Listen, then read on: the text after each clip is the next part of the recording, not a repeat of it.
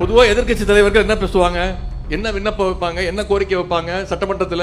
எடப்பாடி சொன்ன ஒரு நோக்கம் ஒருவேளை அப்படி சொல்லியிருந்தாருன்னா, எப்பா நீ தாண்டா மட்டன் சமோசா சாப்பிட போனீங்க, குடும்பமாக சேர்ந்து மட்டன் சமோசா சாப்பிட போனது நீங்கள் தான், வந்து வெள்ளக்கூடைய தூக்கிட்டு ஓடுனது நீங்கள் தான், வந்து அதானி வீட்டுக்கு கல்யாணத்துக்கு போகிறது, அம்பானி வீட்டுக்கு சவாசத்துக்கு வச்சுக்கிறது எல்லாமே நீங்கள் தான். பொழுது உங்கள் தோஸ்து தானப்பா அவரு, நீங்கள் எங்கள் தான் காட்டல, உங்கள் தோஸ்தையாவது காட்டுங்கன்னு தான் சொல்லியிருப்பாரு. ஆளுநர் வராரு போறாரு, அவரை டிவியில் காட்டவே மாட்டேங்கிறீங்களேன்னு ஆளுநருக்கு வரிஞ்சு கட்டி பேசிக்கிட்ட ஒரு இயக்கம் தான் அண்ணா திராவிட முன்னேற்ற கழகம். இப்படிப்பட்ட ஒரு கேடுகட்ட என்ன வார்த்தை பயன்படுத்தினார் சார்? கேடுகட்டத்தனமான அதிமுக கேடுகட்ட அதிமுகன்றாரு. கேடுகட்டு நடக்கிறது உங்கள் ஆட்சி, கேடுகட்டு போய் கிடக்கிறது திமுக ஆட்சி. இந்த ஆட்சியில் தான் கேடுகட்ட கேவலமான எல்லா அயோக்கிய பயலும் வெளியில் வந்து தேவையில்லாமல் எல்லா அக்கிரமும் பண்ணிக்கிட்டு இருக்கான பொழுது இதை பற்றி பேசுவதற்கு உங்களுக்கு வாயில் என்ன புண்ணா இருந்துச்சுனால ஒரு முன்னாள் முதலமைச்சர்ன்றதை புரிஞ்சுக்கலாமல் கேடுகட்ட அப்படின்ற வார்த்தைலாம் நீங்கள் வந்து பயன்படுத்துறீங்கனாக்கா நீங்கள் எவ்வளோ கேடுகட்ட ஆட்சி செய்றீங்கன்னு மக்களை போய் பாருங்கள், கேளுங்க. காரி துப்புறாங்க. ஈவே ராமசாமி வந்து பெரியாரா மாறுவதற்கான அவசியம் ஏற்பட்டிருக்கிறது. ஏன்னா இந்த மொழியை கேவலப்படுத்தணும்னா நீ ஈவே ராமசாமி நாயக்கர்னு சொன்னாக்கா நீ யாரா எந்த ஊருக்காரனான்னு கேட்பாங்கன்ட்டு இவர் பெரியாரா மாறிக்கிட்டாரு, தட்சிணாமூர்த்தி கலைஞரா மாறிக்கிட்டாரு, கருணாநிதியா மாறிக்கிட்டாரு. அதுக்கப்புறம் ரெண்டு பேரும் சேர்ந்து ஒளிஞ்சுக்கிட்டு தான் திராவிடம். பிறப்பின் மீதே அவருக்கு சந்தேகம் இருக்காமா? அப்படிதான் சொன்னார். பிறப்பின் மீது சந்தேகப்படுறதுக்கு யாரு? அது கேட்கலாம்ல. வயசாகி போச்சுனாக்கா, புத்தி பேதலிச்சு போச்சுனாக்கா பேசாமல் வீட்டில் பொத்திட்டாவது இருக்கணும். இவர் சொன்னதுலேருந்து ஆரம்பிப்போம். உங்களுக்கு மானம் இருந்தால் அண்ணா பொருந்தாத திருமணம் என்று சொல்லி வெளியேறி தான் திமுக ஆரம்பிச்சிருக்காங்க போது அதுக்கப்புறம் நீ பெரியார் ஆதரிக்கலாமா? நான் கேட்குறேன். உங்களுக்கு அண்ணா தானே பேஸு, புரியுதுங்களா? அதாவது பெரியார் வந்தார் கல்யாணம் முடிச்சுட்டு போல சொல்கிற வார்த்தை, பெரியார் வந்தார் கூட்டிகிட்டு போயிட்டார், அதுக்கப்புறமேட்டு கொஞ்ச நாள் வாழ்ந்து நல்லா வச்சு பார்த்துட்டு அதுக்கப்புறம் கல்யாணம் முடிச்சுக்கிட்டார். இதை குறித்து பேசக்கூடிய நபர்களுடைய பிறப்பை நான் சந்தேகப்படுறேன்னா அவங்க தாயை நீ கொச்சப்படுறதுமோ செருப்பு கழட்டி அடிப்பாங்களா, அடிக்க மாட்டாங்களா? கொடுத்த அந்த 1 கிலோ சர்க்கரை 1 கிலோ பச்சரிசியை கொண்டு வந்து ரோட்டில் கொட்டி இந்த கரும்பு தூக்கி போட்டு பச்சையாக கேட்குறானுங்க. எப்படி க்ரீனாக கேட்குறானுங்க.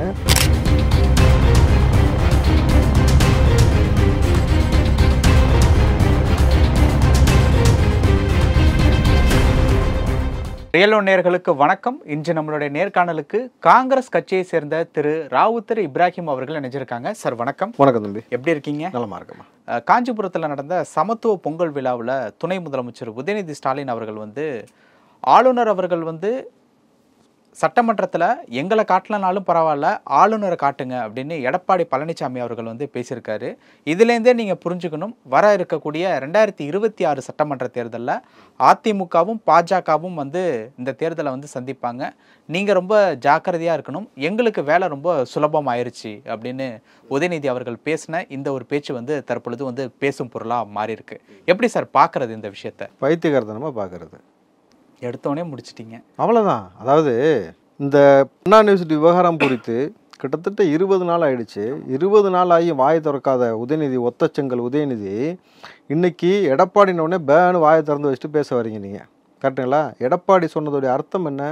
எடப்பாடி முதல்ல அப்படி சொன்னாரான்றது முதல்ல கன்ஃபார்ம் பண்ணணும். முதல்ல நீங்கள் அதுவே வந்து உறுதிப்படுத்தப்படாத தகவல், நீங்கள் அந்த மாதிரி அவர் சொல்லியிருந்தாருன்னா அதோடைய காணொலியை வெளியிடு. நம்பர் 1. நம்பர் 2, எடப்பாடி சொன்னதோட நோக்கம் ஒருவேளை அப்படி சொல்லியிருந்தாருன்னா, எப்பா நீ தாண்டா மட்டன் சமோசா சாப்பிட போனீங்க, குடும்பமாக சேர்ந்து மட்டன் சமோசா சாப்பிட போனது நீங்கள் தான், வந்து வெள்ளக்கூடைய தூக்கிட்டு ஓடுனது நீங்கள் தான், வந்து அதானி வீட்டுக்கு கல்யாணத்துக்கு போகிறது, அம்பானி வீட்டுக்கு சவாசத்துக்கு வச்சுக்கிறது எல்லாமே நீங்கள் தான். பொழுது உங்கள் தோஸ்து தானப்பா அவர், நீங்கள் எங்கள் தான் காட்டல, உங்கள் தோஸ்தையாவது காட்டுங்கன்னு தான் சொல்லியிருப்பார், கரெக்டுங்களா? நீங்கள் நெருக்கமாக இருந்துட்டு அவரை காட்டாமல் போகிறீங்களேன்னு தான் அதோடைய பொருளை எடுத்துக்கணும். முதல்ல ஒரு துணை முதலமைச்சருடைய பேச்சு என்பது எவ்வளோ வந்து அநாகரிகத்தின் உச்சமாக இருக்குன்னு நீங்கள் பார்க்கணும். என்ன வார்த்தை பயன்படுத்தினார் சார்? இது கேடுகட்டத்தனமான விஷயங்கள். அதிமுக கேடுகட்ட அதிமுகன்றாரு. கேடுகட்டு நடக்கிறது உங்கள் ஆட்சி, கேடுகட்டு போய் கிடக்கிறது திமுக ஆட்சி. இந்த ஆட்சியில் தான் கேடுகட்ட கேவலமான எல்லா அயோக்கிய பயலும் வெளியில் வந்து தேவையில்லாமல் எல்லா அக்கிரமும் பண்ணிக்கிட்டு இருக்கான பொழுது இதை பற்றி பேசுவதற்கு உங்களுக்கு வாயில் என்ன புண்ணா இருந்துச்சுனால? புண்ணு சரியானவொடனே அழகாக வந்து அவள் வளவலன்னு வருதா எடப்பாடி பேர் மட்டும்? இது என்னது இதெல்லாம்?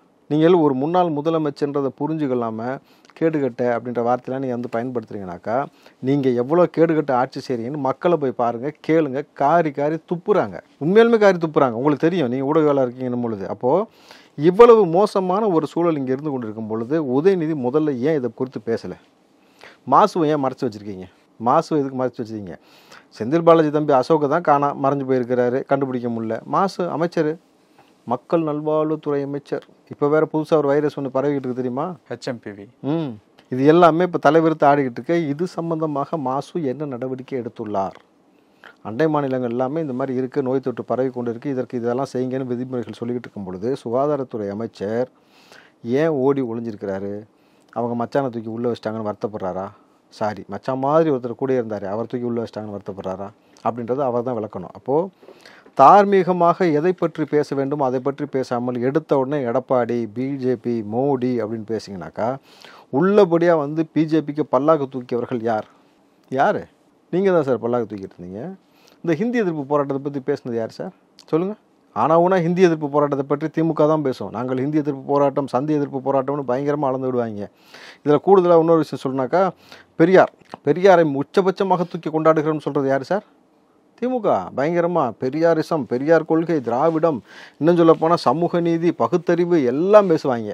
இப்போ அதே பெரியார் குறித்து இல்லை, நான் வந்துடுறேன் அது நம்ம அதுக்கு போவானா. இவங்க இவ்வளோ பேசிட்டு ஒரு விஷயம் தெரியுமா உங்களுக்கு? தமிழ்நாட்டில் முதலில் ஹிந்தி சொல்லிக் கொடுக்கறதுக்கான பள்ளிகள் ஆரம்பிக்கப்பட்டது எப்போ தெரியுமா? எங்கே தெரியுமா? யாரால் தெரியுமா? எல்லாமே பெரியாரால். தமிழ்நாட்டில் முதல்ல ஹிந்தியை சொல்லிக் கொடுக்கக்கூடிய ஸ்கூலை ஆரம்பித்தவர் பெரியார், ஈரோட்டில். இவங்க சாவாசம் முழுக்க எல்லாம் பார்த்தீங்கன்னா அங்கே தான். இங்கே வந்து பண்ணுற சேட்டையெல்லாம் பார்த்தீங்கன்னா இங்கே வேறு மாதிரி இருக்கும். இங்கே சொல்கிறது ஒன்று, செய்கிறது ஒன்று. இந்தி எதிர்ப்பு போராட்டம் நீங்களா முதல்ல இப்போ யார் எதிர்த்துருக்கணும்? யார் சார் எதிர்க்கணும்? பெரியார் அவர்களை. ஏன் எதிர்க்கலை?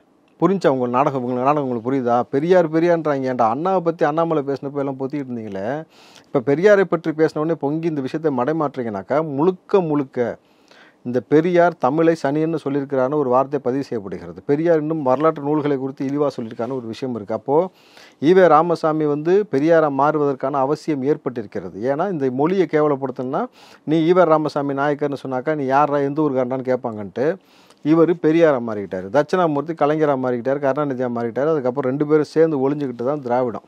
இவங்க 2 பேருக்கு இந்த ஒளிஞ்சிக்கிட்டு இவங்க பண்ணுற அக்கிரமம் அன்னையிலேருந்து இன்னைக்கு வரைக்கும் தொடர்கிட்டு இருக்குனாக்கா, தாத்தந்தான் அப்படின்னா பேரன், மகனுக்கு அப்புறம் இப்போ பேரன் வரைக்கும் ஏறிக்கிட்டு மேடையில் ஏறிட்டு அநாகரிகமாக பேசிட்டு இந்த அழிச்சாட்டியம் பண்ணிக்கிட்டு ஒத்த சங்கலை தூக்கிட்டு சீன் போட வேண்டியது. தார்மீகமாக எதற்கு வாய் திறக்கணும் அதற்கு வாய் திறக்காத துணை முதலமைச்சர் வெக்கங்கடத்தனமாக இன்றைக்கி பண்ணுறீங்கனாக்கா, ஈரோடு எலெக்ஷன் இன்றைக்கி எல்லாருமே புறக்கணிச்சிருக்கிறாங்கல்ல. ஆமாம், நாம் தமிழர் போட்டிடுறாங்க, திமுக ஆப்போனண்ட்டில் நிற்கிது, திமுக மெயின், அதுக்கப்புறம் ஆப்போனண்ட்டில் நாம் தமிழர், பிஜேபியோ அதிமுகவோ நிற்கலை சார், தேமுதிகவும் நிற்கலை. சரி, நீங்கள் இதாவது நீங்கள் நல்ல ஒரு விஷயம் புரிஞ்சுக்கணும். ஜனநாயக முறைப்படி நடக்க வேண்டிய தேர்தலை ஜனநாயக முறைப்படி நடத்த மாட்டார்கள் எங்களுக்கு 100% தெரியும்னு காரி துப்பிட்டு ஒருத்தர் நிற்கலை. ஈரோடுக்கு தான் மறுபடியும் நடக்குது. ஈரோடு ஃபார்முலான்னு ஒன்று உருவாக்குனதே இவங்க தான்றது நமக்கு தெரியும். அப்போ எவ்வளோ மோசமான ஒரு ஆட்சியை தொடர்ந்து இவர்கள் செஞ்சுக்கிட்டு இருக்காங்கன்னு உங்களுக்கு ஒரு விஷயம் புரிஞ்சுக்கணும் இதிலிருந்து. அப்போது இன்னும் நீங்கள் குறிப்பாக பார்த்தீங்கன்னாக்கா, இந்த எலெக்ஷன் மூலம் இவர்கள் என்னத்தை பறைசாட்டணும்னு நினைக்கிறாங்க? அவர்கள் எண்ணத்தை தான், கேவலமான எண்ணம். பணம் கொடுக்கணும், காசு வாங்கணும், மக்கள் வந்து எங்களை வந்து ஆதரிச்சிட்டாங்கன்னு சொல்லணும். நான் உன் கூட நிற்கிறதுக்கு நீ தகுதியான ஆள் கிடையாது. நீ இதில் நின்று இதில் பெருசாக நீ வந்து வெற்றி பெற்றதுனால எங்களுக்கு ஒன்றும் ஆக போகிறது கிடையாது. உனக்கு அடி 26 தான்டி. உனக்கு திமுகவுக்கு 26 தான் அடி. ஒட்டு மொத்தமாக எல்லா பக்கம் அடிக்கிறோன்றதுக்காகத்தான் அவர்கள் சொல்கிறார்கள். சீமானன் நிற்கிறாருனாக்கா அவர் தன்னுடைய ஓட் பர்சன்டேஜ் இன்க்ரீஸ் பண்ணி காட்டுறதுக்காக இந்த முறை நிற்பார். நீங்கள் எங்கள் கூடாரம் காலின்னு சொல்கிறீங்களா, எங்கள் கூடாரம் காலி இல்லைடா, பாரு எனக்கு எவ்வளோ பர்சன்டேஜ் ஓட்டு வருதுன்றதை பறைசாற்றுவதற்காக அவர் நிற்கிறார். ஆனால் எல்லோரும் ஒருங்கிணைத்து ஒன்று சேர்ந்து அடிக்கணும்னு நினைக்கிறது யாருனாக்கா திமுகவை தான். இந்த திமுக வேணுமா வேணாமான்றதை மக்கள்கிட்ட போய் கேட்க சொல்லுங்கள். எப்படி காரி ஊற்றி கழுவி துப்புறானுங்க ஒவ்வொரு நாளும் வந்து உங்களுக்கு தெரியும் ஊடகத்தில் நடக்கக்கூடிய விஷயங்கள் எல்லாத்தையும். அப்போ நம்மளை மடைமாற்றுவதற்காக இவர் பிஜேபின்றது. சாவாசம் முழுக்க நீ பிஜேபியோட போயிட்டு உன் அமைச்சர் பெருமக்கள் எதுக்கு டெல்லி வர்றீங்க? இங்கே ரைடு உடனே அங்கே ஏன் பறக்கிற? இதுலேருந்து உங்களுக்கு புரியும். இந்த ஒரு இடத்துல நீர்வளத்துறை அமைச்சர் துரைமுருகன் அவர்கள் வந்து பெரியார் குறித்து தொடர்ச்சியாக வந்து சீமான் அவர்கள் இந்த மாதிரி வந்து பேசிக்கிட்டு இருக்காரு அப்படிங்கிற ஒரு கேள்வியை வந்து துரைமுருகன் அவர்கள்ட்ட கேட்கும்போது அந்த ஒரு இடத்துல அவர் சொன்ன ஒரு விஷயம் வந்து, பெரியார் பற்றி யார் பேசினாலும் அவருடைய பிறப்பின் மேலே எனக்கு வந்து சந்தேகம் இருக்கு அப்படிங்கிற ஒரு பதிலை சொல்லிட்டு வந்து போயிருக்காரு. இந்த ஒரு பதில் வந்து ஒரு சர்ச்சைக்கு உண்டான ஒரு பதிலாக வந்து மாறி இருக்கு.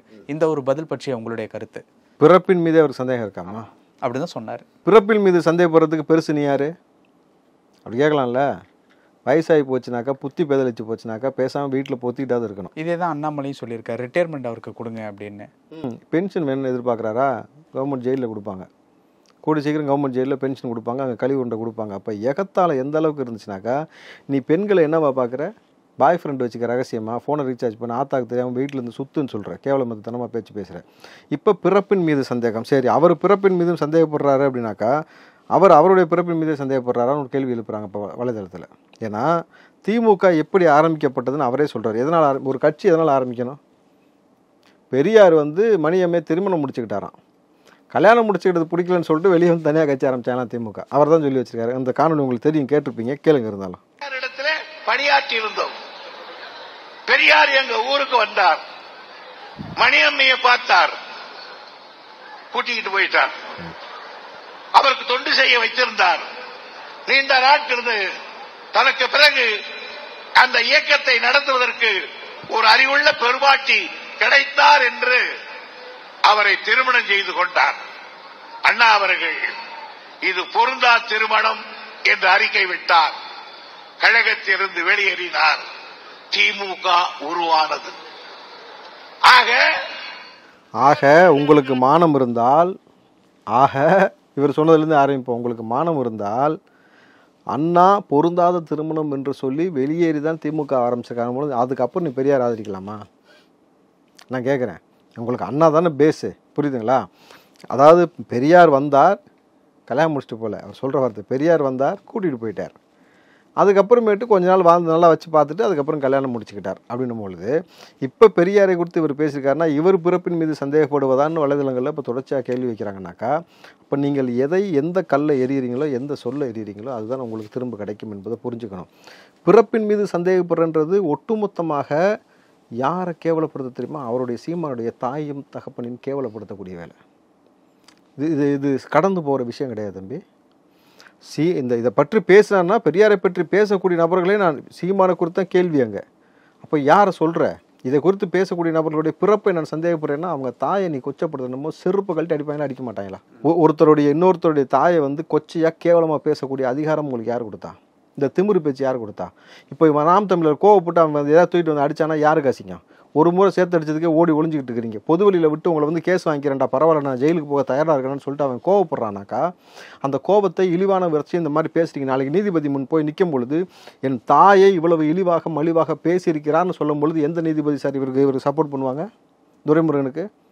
கரெக்டுங்களா? இந்த வார்த்தையை வந்து இவர் தெரிஞ்சு பேசணும். அதாவது நீங்கள் தெரிஞ்ச வீம்புக்குன்னு திமிர்த்தனை எடுத்து போய் பேசுனீங்கனாக்கா இதற்கான எதிர்வினை நிச்சயமாக ஆற்றப்படும். இதற்காக இவர் மீது வந்து மான நஷ்ட வழக்கு நிச்சயமாக போடணும். அவர் தாயின் கற்பை பற்றி களங்கப்படுத்திய மாதிரி பேசின இந்த யார் இந்த துரைமுருகன். ஆமாம், இந்த பீஸை தான் வந்து ஃபஸ்ட்டு வச்சு செய்யணும். இது கரெக்டாக நீதிமன்றத்தின் மீது வழக்கு போய் இதை வச்சு செய்யக்கூடிய தார்மீகமான வேலையை அண்ணன் சீமானும் அந்த வழக்கறிஞர்களும் எடுக்கணும். அதை குறித்து நான் எல்லாத்துலையும் பேசவும் செய்கிறேன். நான் சார், இப்போது விஜய் அவர்கள் வந்து சமீபத்தில் நீட் தேர்வை வந்து விளக்குறேன் அப்படின்ட்டு நீங்கள் சொல்லியிருந்தீங்க. இப்போ வந்து அது வந்து ஒரு பொய் பிரச்சாரம் இந்த மாதிரியான ஒரு விஷயத்தை மீன் பண்ணி ஒரு ட்வீட் வந்து போட்டிருந்தார். மறுபடியும் இந்த நீட் குறித்து விஷயங்கள் வந்து அரசியல் அரங்கில் வந்து ஒரு பேசும் பொருளாக மாறி இருக்கோ? எப்படி மாறாமல் கடந்து போகும் சொல்லுங்கள் பார்ப்போம். இந்த நீட்டை வைத்து இழிவாக மலிவாக ஒரு விளம்பரம் செய்தது யாருனாக்கா உதயநிதி அவர்கள், மிஸ்டர் ஒத்தச்செங்கல் உதயநிதி அவர்கள். நம்ம அப்படித்தான் சொல்லி ஆகணும். அந்த நீட்டு கிட்டத்தட்ட ராசா சொல்கிறாரு, இதை வந்து தடுக்கவே முடியாதுன்னு எல்லா வகையிலும் ஆராய்ஞ்சு பார்த்துட்டேன்ட்டு. அப்போ உதயநிதி அவர்கள் முதல் கையெழுத்து நாங்கள் போட்டு கிழிச்சிருவோன்னு சொல்லி எங்கள்கிட்ட சொன்னீங்கன்னாக்கா அப்போ அப்பட்டமாக போய் ஏமாத்து பித்தலாட்டு வேலை. நான் பொய் தான்ப்பா சொல்லியிருக்கிறேன்றதை முதலமைச்சர் இப்போ ஒத்துக்கிட்டு இருந்திருக்காரு. தெரியுமா உங்களுக்கு?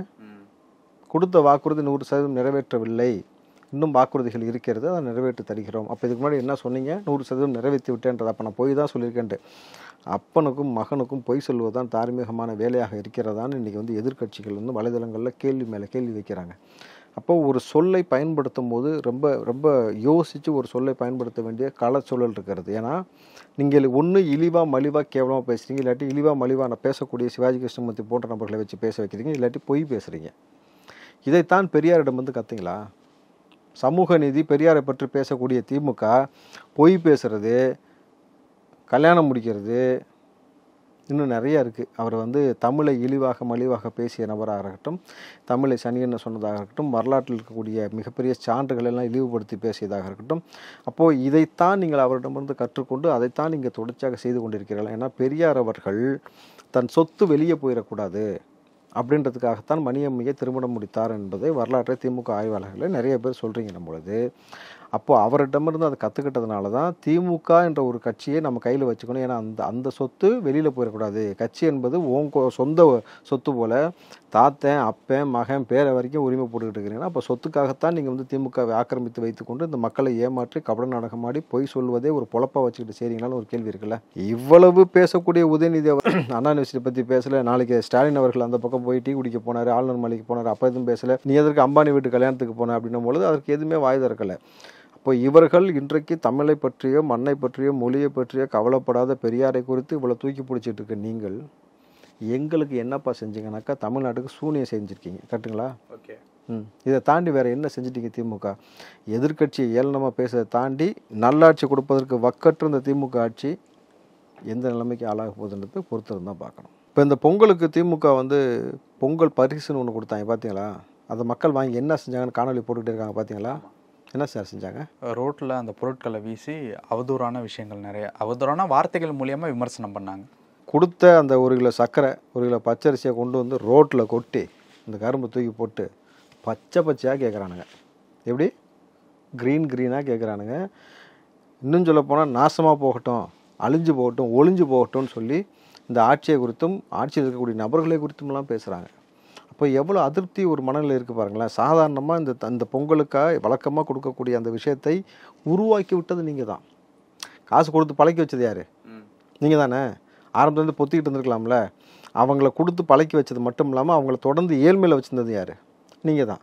இன்றைக்கு இப்படி நீங்கள் செஞ்சுக்கிட்டு இருக்கும்பொழுது மக்கள் உங்களை தரைக்குறவான வார்த்தையை, அதாவது முதலமைச்சர் துணை முதலமைச்சர்ன்றதெல்லாம் மிகப்பெரிய கண்ணியமான ஒரு பொறுப்பு, ஒரு உச்சாணி கொம்பில் இருக்கக்கூடிய ஒரு பொறுப்பை மக்கள் ரொம்ப இழிவாக மலிவாக உங்களை ரொம்ப தரக்குறைவாக கேவலமாக பேசுகிறாங்க, மண்ணவாரி தூத்துறாங்கன்ற அளவுக்கு கொண்டு போய் விட்டது யார்? இப்போ இதே இது இன்னொரு பக்கம் கட் பண்ணி இந்த பக்கம் பாருங்கள். வில்லிவாக்கத்தில் நீங்கள் பார்த்தீங்கன்னாக்கா விஜய் சார்பாக பொங்கல் பரிசு தொகுப்பு கொடுத்துருக்குறாங்க.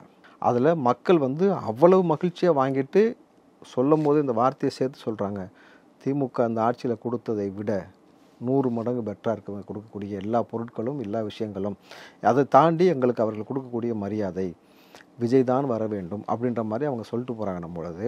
அப்போது இந்த டிஃப்ரென்ஷியேட் நீங்கள் புரிஞ்சுக்கணும்.